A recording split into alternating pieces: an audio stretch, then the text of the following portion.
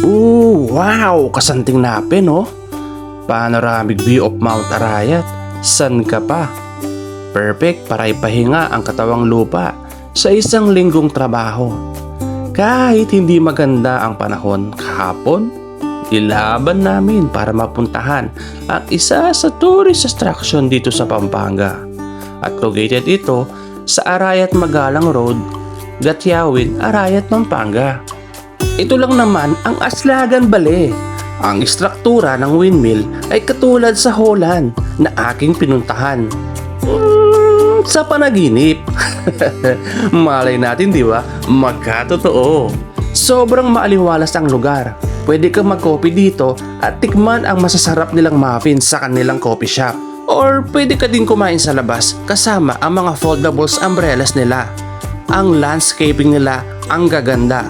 Perfect ito para dalhin ng pamilya at ang iyong special someone.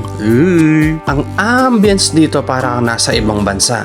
Uy, siya nga pala, meron din silang villa na kung gusto mo mag-overnight. Meron din silang event hall dito para gawin ang mga celebration nyo dito na kaya mag-accommodate ng 30 to 50 na katao at huwag mag-alala sa parking space dahil sobrang laki ng lugar nila.